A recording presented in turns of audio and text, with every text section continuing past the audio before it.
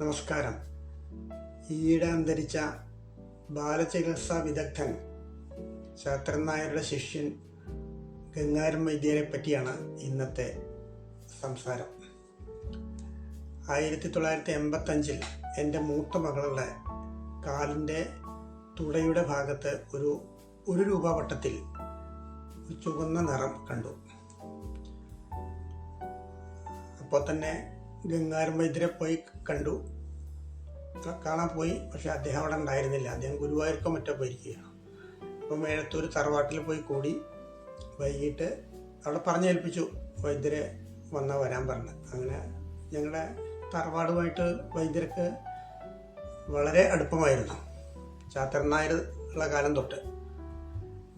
അങ്ങനെ ഉച്ചതിരിഞ്ഞ് വൈദ്യർ വന്നു, ചികിത്സ തുടങ്ങി. 2-3 തരം കഷായം, ഒരു മരുന്ന് അരച്ചിടൽ ഒക്കെ ആയിട്ട്.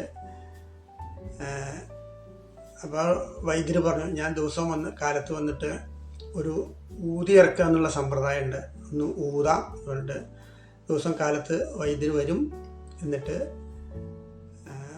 ഊതി 3-4 ദിവസം കഴിഞ്ഞപ്പോൾ ഇത് തുടയുടെ ഭാഗത്തുനിന്ന് കിഴിപ്പട്ട് ഇറങ്ങിപ്പോയി കൊണ്ടിരിക്കുകയായിരുന്നു. അങ്ങനെ വൈദ്യർ പറഞ്ഞു, ഇനിയിപ്പോൾ അതിൻ്റെ ആവശ്യമില്ല, ഈ മരുന്നൊക്കെ കുറച്ച് ദിവസം കൂടി കൊടുത്താൽ മാറിക്കോളും എന്ന് പറഞ്ഞ് വൈദ്യർ പോയി.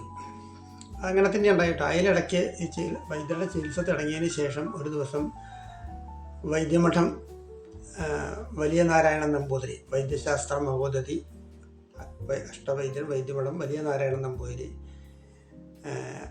അവിടെ വരാനിടയായി. അപ്പോൾ അദ്ദേഹം ഈ കുട്ടിയുടെ ഇതൊക്കെ കണ്ടു. എന്നിട്ട് പറഞ്ഞു, ഗംഗാധരൻ്റെ ചികിത്സ ഒട്ടും പഴിച്ചിട്ടില്ല, വളരെ ഉചിതമായിട്ടുള്ള ചികിത്സയുണ്ട്, മർമ്മത്ത് കൊള്ളുന്ന ചികിത്സയുണ്ട്, നന്നായിട്ടുണ്ട് എന്ന് പറഞ്ഞു. അങ്ങനെ കുട്ടി പിന്നെ അസുഖമൊന്നും ഉണ്ടായിട്ടില്ല കേട്ടോ. അദ്ദേഹം ഗംഗാധരൻ വൈദ്യർ പിന്നീട് പറഞ്ഞത് അതൊരു തരം കരപ്പനായിരുന്നു എന്നാണ് പറഞ്ഞത്. അപ്പോൾ കരപ്പൻ്റെ ചികിത്സയ്ക്ക് ചെറുചിരങ്ങ് ഇത്യാദികൾക്കൊക്കെ വൈദ്യരുടെ ചികിത്സ വളരെ നന്നായിട്ട് ഫലിക്കുന്ന കൂട്ടത്തിലാണ്. അത് കൈപുണ്യം അല്ലെങ്കിൽ ആ അറിവിൻ്റെ ഒരു ഇത് വളരെ നല്ലോണം ഉണ്ട്.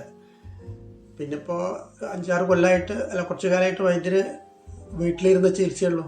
എന്നോട് വല്ലവരും ചികിത്സിക്കാൻ വൈദ്യരെ കാണണം എന്ന് പറഞ്ഞാൽ ഞാൻ നമ്പർ സംഘടിപ്പിച്ചു കൊടുക്കും. അവിടെ പോയി ചികിത്സിച്ച് അവർ വിളിച്ച് പറയും, അതൊക്കെ മാറിയിട്ടോ. അങ്ങനെ നിരവധി പേർക്ക് അങ്ങനെയും പതിവുണ്ട്.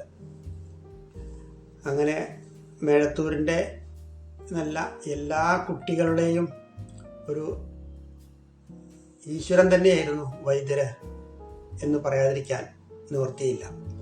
വൈദ്യരൊക്കെ ആദരാഞ്ജലികൾ അർപ്പിക്കുന്നു, ഞാനും എൻ്റെ കുടുംബവും.